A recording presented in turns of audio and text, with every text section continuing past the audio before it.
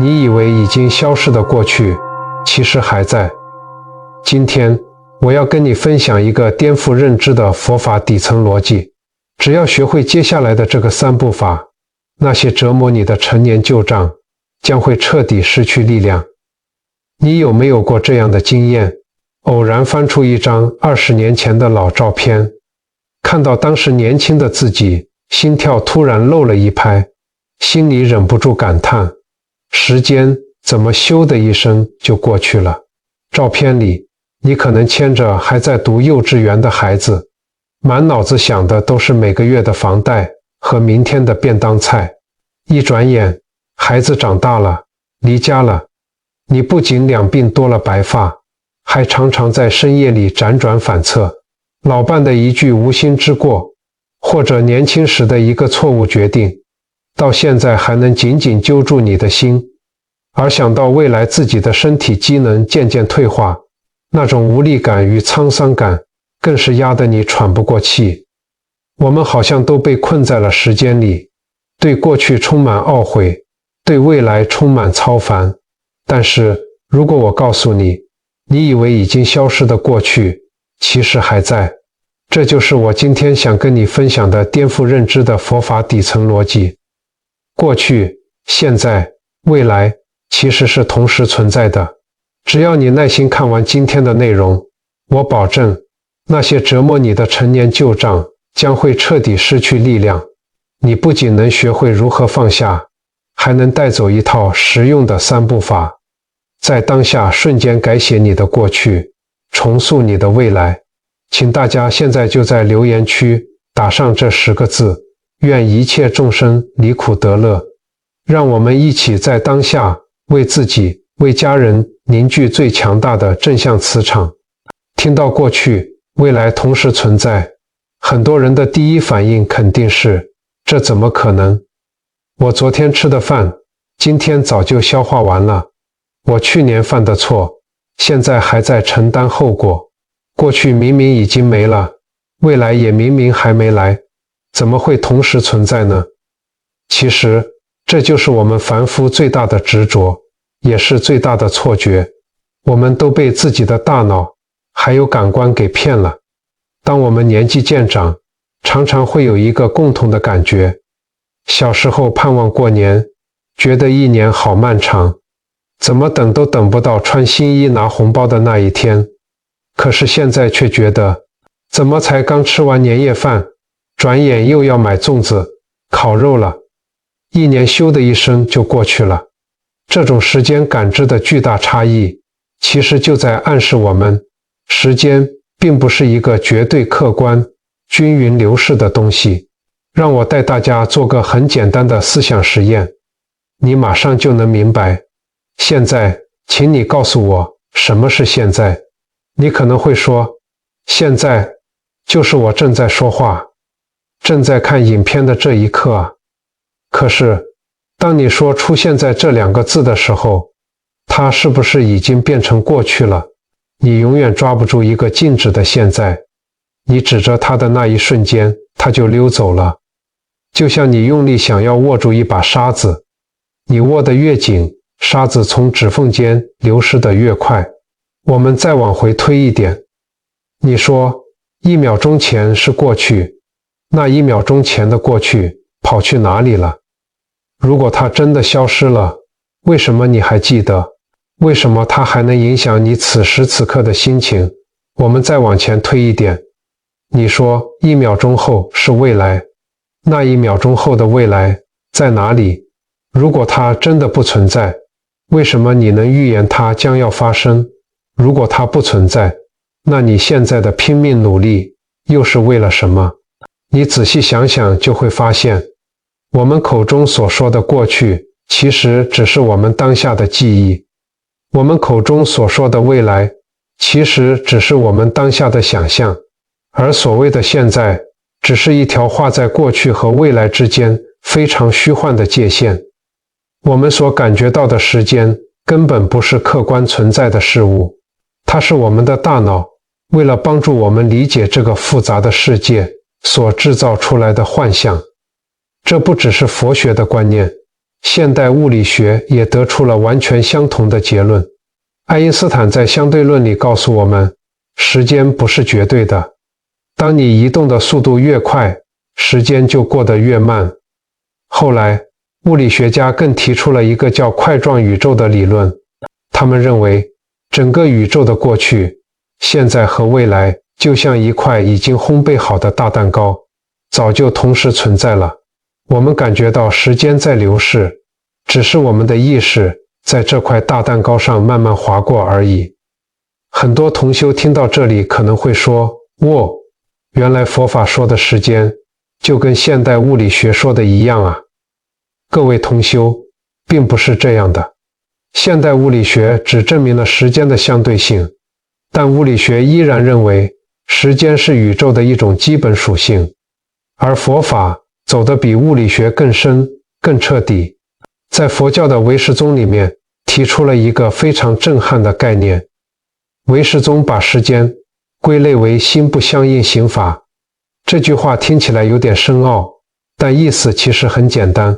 它的意思是说，时间根本不是一个客观存在的实体，它只是我们的大脑为了理解事物的变化，为了区分先后顺序而自己虚构出来的一个刻度。这就像我们在网络上看影片，画面下方都会有一条进度条，又或者像我们年轻时听的卡式录音带，你以为音乐是一秒一秒流出来的，但其实整首歌的旋律高低起伏早就完完整整地存在那卷磁带里面了。进度条只是一个辅助工具，它绝对不是影片本身。我们所有的人都被大脑里这根虚拟的进度条给骗了，以为时间真的在无情地流逝。既然时间只是一条虚拟的进度条，那我们到底该怎么看待过去、现在跟未来呢？被尊称为八宗共主的龙树菩萨，在他非常著名的中论里面，就用了一个无比锐利的逻辑，彻底击碎了我们对时间的执着。龙树菩萨说，过去、现在、未来就像是三根互相依靠着立在地上的木棍，你仔细想这三根木棍没有一根是可以自己独立站着的。如果没有过去跟未来作为对比，你根本无法定义什么是现在。如果抽掉其中一根木棍，另外两根就会瞬间倒下。时间只是我们为了方便沟通所建立的相对概念，它根本没有一个独立存在的实体。讲到这里，可能还是有点偏向逻辑推理。我们来讲一个真实发生过非常精彩的禅宗公案，你就会彻底明白什么叫做时间的幻象。在唐朝的时候，有一位非常有名的大法师，叫做德山禅师。德山禅师非常有学问，他把整部《金刚经》研究得透彻无比，甚至还写了厚厚一叠的注解，大家都叫他周金刚。有一天，德山禅师挑着他那一大担的《金刚经》注解，准备到南方去跟人家辩论佛法。南方的天气非常闷热，日头赤炎炎，德山禅师走在尘土飞扬的泥路上，满头大汗，草鞋上沾满了泥泞，又累又渴，肚子也饿得咕噜咕噜叫。这时，他刚好看到路边的大树下有一位老婆婆，正摇着蒲扇，从容不迫地在卖茶水跟点心。德山禅师走过去，放下沉重的担子，擦了擦额头的汗水，说：“老婆婆，给我来一份点心充饥吧。”这位老婆婆看了一眼地上的担子，就问：“法师啊，你这担子里挑的是什么书呀？”德山禅师很骄傲地挺起胸膛说：“这是《金刚经》的注解，我可是专门研究这个的。”老婆婆听了，微微一笑，手里的蒲扇停了下来，说：“原来是精通《金刚经》的大法师啊，那我有一个问题想请教您，如果您答得出来，这点心我免费供养您。”德山禅师心想，我研究《金刚经》一辈子了，满腹经纶，还怕你一个乡野村妇的问题吗？便自信满满地说：“您尽管问，老婆婆慢条斯理地说，《金刚经》里面有一句话说，过去心不可得，现在心不可得，未来心不可得。请问法师，您现在是要点哪一个心呢？轰！这句话就像一道晴天霹雳，狠狠打在德山禅师的头上。那一瞬间，周遭的禅民风声仿佛都停止了。是啊，过去的念头已经灭了，像昨天的云一样消散了。你抓不住，未来的念头还没升起，像明天的风一样飘渺。你也抓不住，就连你以为的现在，在你说出现在的那一瞬间，它也已经变成过去了，同样抓不住。既然三心都不可得，你到底要点哪个心？这位名震天下、自认学问渊博的大法师当场哑口无言。他突然意识到，自己读了一辈子的经书，却死死抓着经典的文字香不放，完全没有体悟到当下的空性。他羞愧得面红耳赤，挑起担子，头也不回地走了。各位同修，这就是时间的真相。我们每天庸庸碌碌，为了一点小事争得面红耳赤，为了一句陈年旧话痛苦懊悔，就是因为我们总想去抓住那个不可得的过去，或者妄想去控制那个不可得的未来，甚至死死执着于这个转眼即逝的现在。我们把虚幻的进度条当成了生命本身，结果就是在里面受尽折磨。既然这三个时间都抓不住，那佛法最高的境界到底是什么样子呢？在所有佛教宗派里，把三世同时这个概念推向极致的，就是华严宗。华严宗的初祖杜顺大师提出过一个非常宏大的观念，叫做十世格法一乘门。听起来有点像绕口令，对不对？其实拆解开来非常简单。我们一般说过去、现在、未来，这叫三世。但华严宗告诉我们，过去里面还有他自己的过去，现在、未来，现在里面也有过去，现在、未来，未来里面同样有过去，现在、未来，这样3乘3，总共就交织出了9世。而这9世并不是散掉的，它们全部圆融在一起，形成一个大整体。这个大整体就叫做总相。9世加上这个总相，就是所谓的10世。为了让大家更好理解，佛经里常常用地势网来做比喻。传说天帝居住的宫殿上方悬挂着一张无比巨大的网，每一个网结上都镶嵌着一颗璀璨的明珠，每一颗明珠的切面上都映照出其他所有明珠的影子，而这无数影子中又各自包含了彼此的影子，就这样众众无尽，互相交融。我们的时间也是一样的，在华严经的境界里，这10世是同时存在，互为因果的。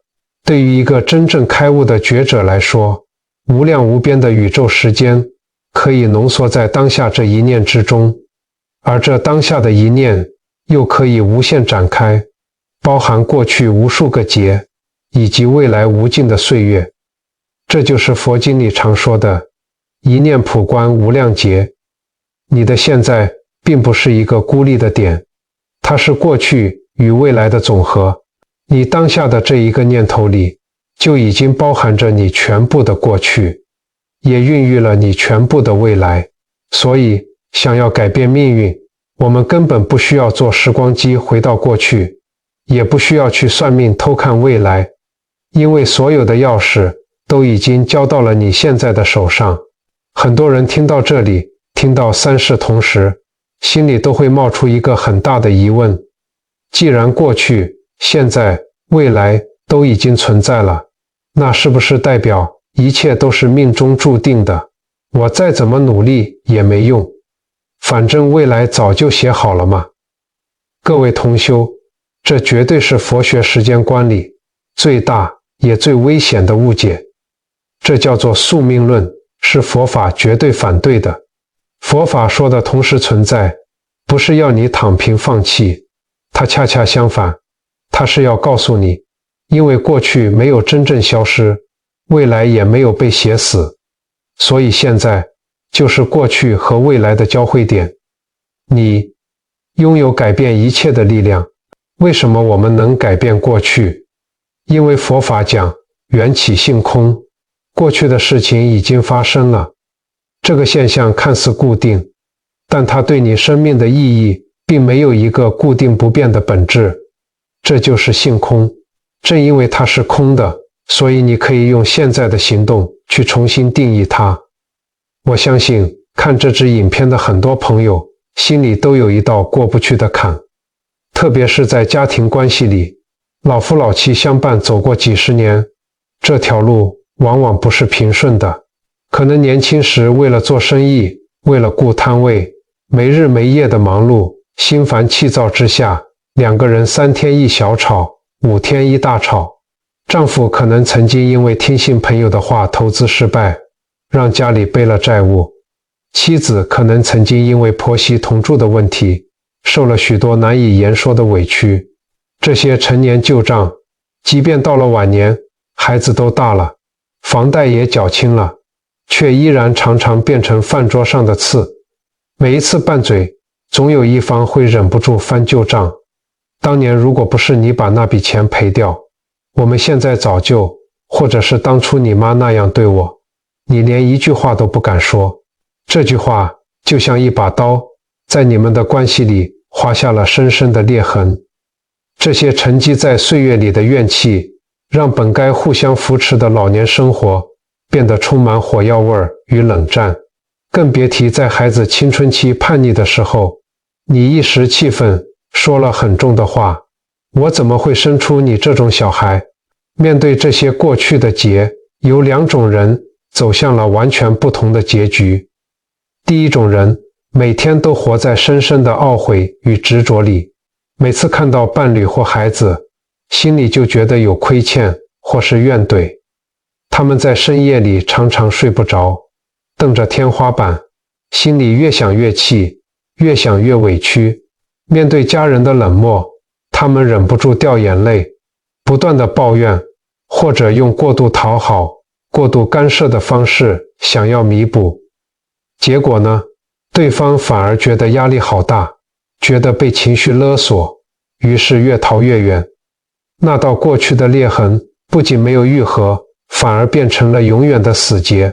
他们每天都在拿过去的刀割现在的肉。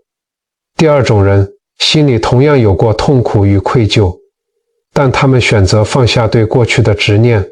他们知道过去已经发生了，哭也没有用，抱怨更无法让时光倒流，所以他们把这份亏欠与遗憾转化为当下的无限耐心与聆听。老伴又开始碎碎念时，他们不再立刻竖起刺猬的毛反击，而是静静地听着，甚至递上一杯温水。孩子冷漠不回话，他们也不再咄咄逼人，而是把每一件微小的家事做好，煮一顿热腾腾的晚餐放在桌上。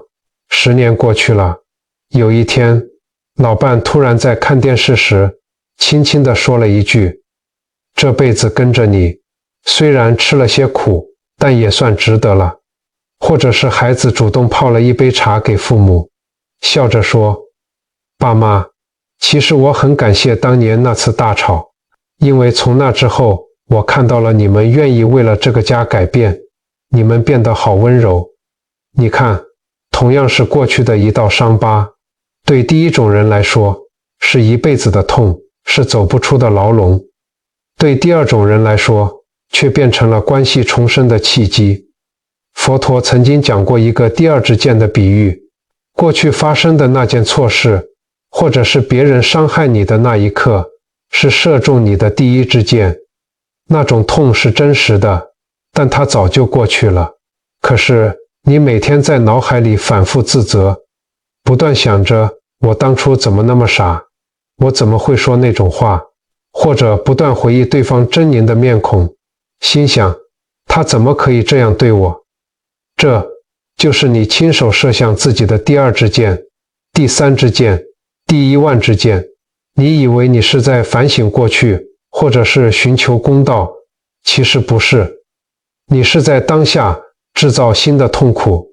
第一支箭是业力，我们无法闪躲，但第二支箭是无明，是我们自己选择插进胸口的。各位同修，请一定要记住这句话，过去本身是没有固定意义的，它的意义完全取决于你现在怎么看待它，怎么处理它。你不需要发明时光机回到过去，因为过去就活在你现在的每一个选择里。你现在的每一次温和语气，每一次好好说话，每一次耐心的倾听，都是在净化过去的业力，都在重新写下过去的意义。过去不是你的敌人，它是来成就你，让你变得更宽容、更慈悲的养分。既然知道了现在的行动可以改变过去，那我们具体该怎么做呢？总不能每天坐在那里空想吧。佛法在世间，不离世间觉。真正的修行从来都不是跑到深山里躲起来，也不是每天对着佛像念经，却对家人冷若冰霜，而是在我们每天的起心动念和柴米油盐之中。接下来我要教大家3个非常简单，你今天看完影片，睡前立刻就能做的微小行动。我把它叫做过去解脱3步法。第一步，按下暂停键。我们的心就像一台不受控制的播放器，当你发现自己又开始掉进过去的懊悔里，又开始想着如果当初怎样怎样就好了的时候，请你立刻停下来，做一个深深的呼吸，然后在心里对自己坚定地说出这几个字：停，这件事情已经结束了。不要小看这个停字，在佛学里这叫做觉察。当你意识到自己在懊悔的那一瞬间，你就已经从懊悔的泥沼里抽身出来了。你要清楚地告诉自己，现在的纠结改变不了任何事，只会白白消耗我当下的能量。第二步，提取唯一教训。当你的心稍微平静下来之后，请你拿出一支笔和一张纸，问自己一个问题：这件过去的错事教会了我最重要的一件事是什么？请注意，只能写下一件事，也就是最核心的那个教训。比如说，它教会我要控制脾气，或者它教会我在签字前要看清楚合约。写下来之后，看着这行字，在心里默默地对过去的那个人、那件事说：谢谢你，这堂课我学到了，你的任务已经完成了。为什么只能写一个？因为如果你写太多，你的大脑又会开始翻旧账，又会陷入痛苦的回圈。写下这唯一的教训，就是在帮这段过去画下一个完美的句号。第3步，用现在重写过去，这是最重要的一步。带着你刚刚写下来的那个教训，回到你当下的生活中，把眼前最微小的事情做到极致。如果你过去因为脾气暴躁伤害了家人，那么从今天开始，当你面对伴侣或孩子的时候，试着在开口前多停顿3秒钟，给他们一个温和的微笑。如果你过去因为疏忽大意，在工作上犯了大错，那么从今天开始，把老板交代的一份普通报表反复检查3次，做到零失误。各位同修，你要知道，当你在当下带着善意与专注去完成这些微小的事情时，你不是在弥补过去，你是在重写过去。你当下的每一次微笑，每一次耐心，每一次专注，都在把过去那些黑暗的业力转化为金光闪闪的智慧。每一滴当下的清泉都能洗净过去的尘埃。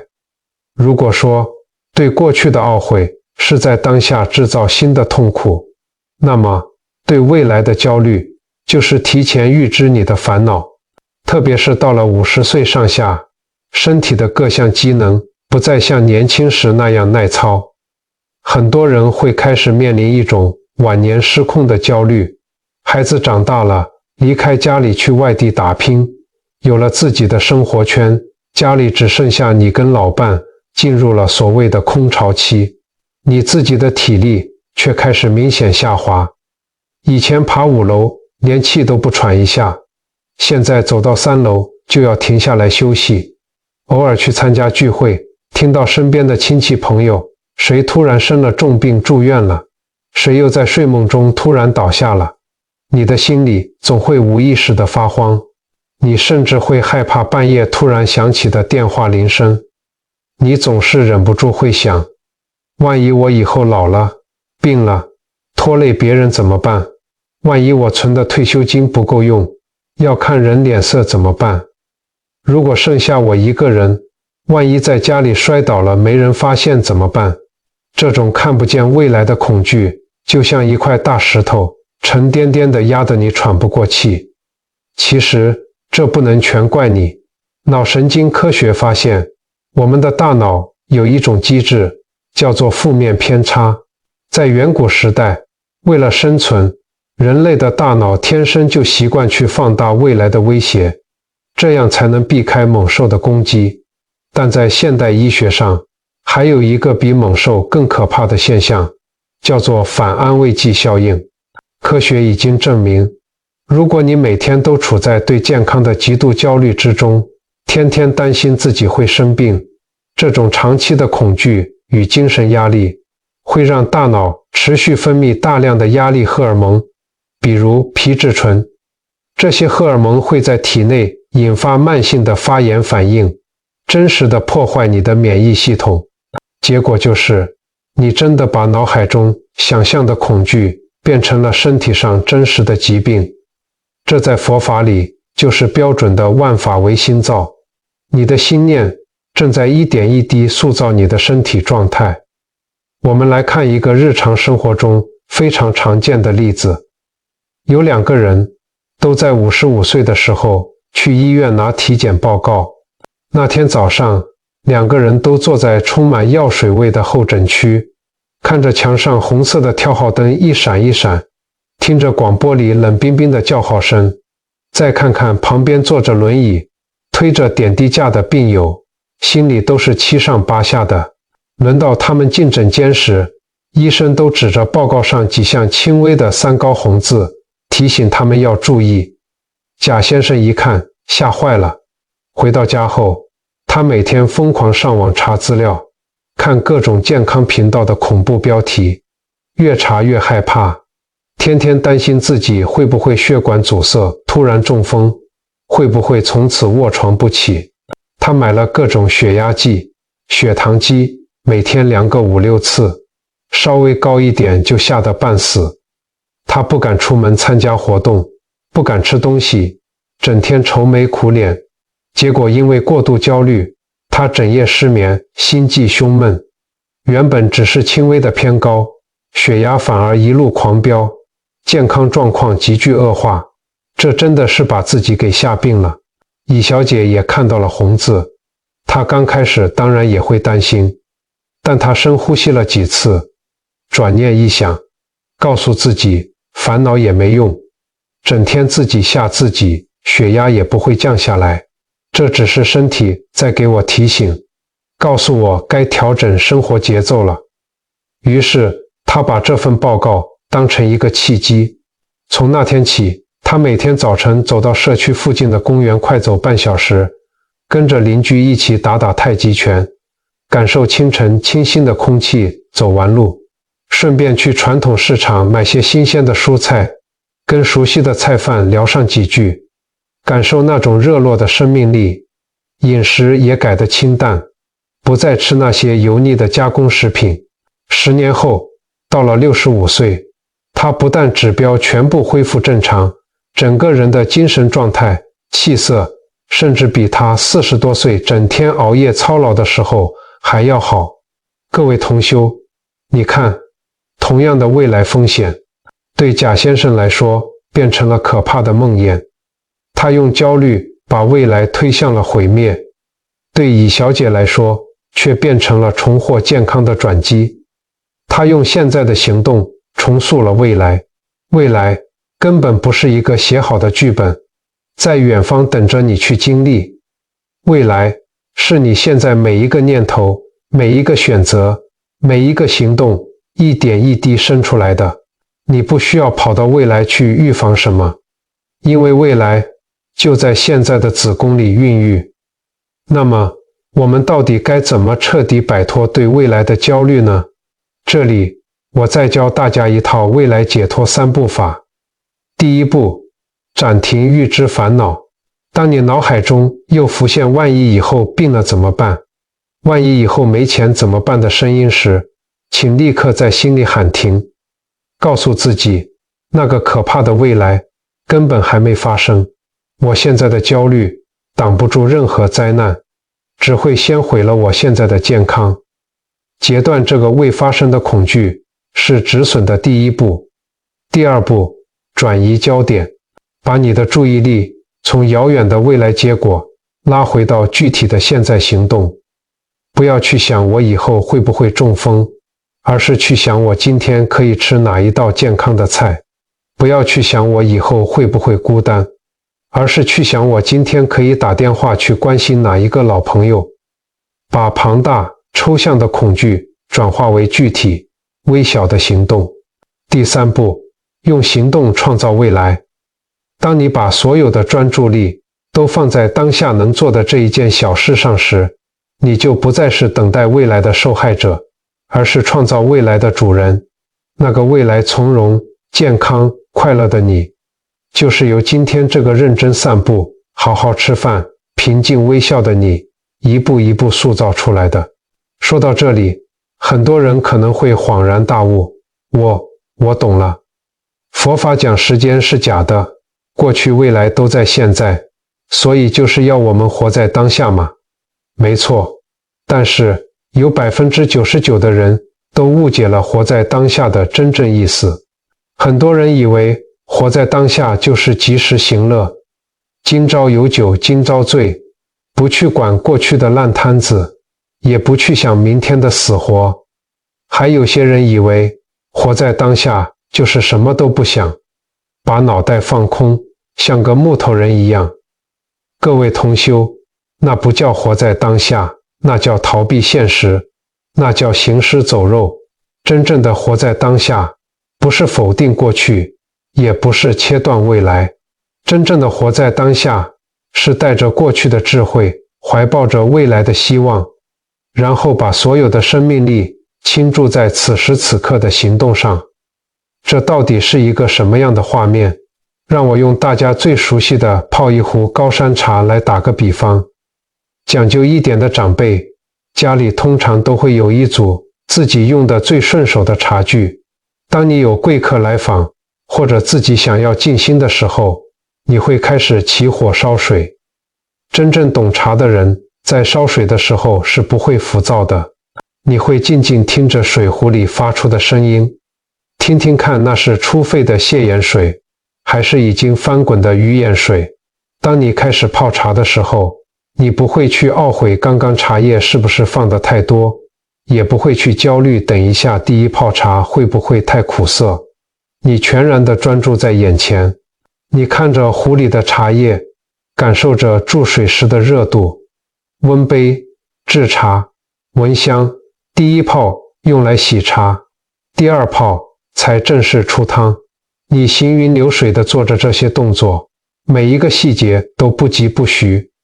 但是在这个全神贯注的当下里，你的心里其实是有过去和未来的。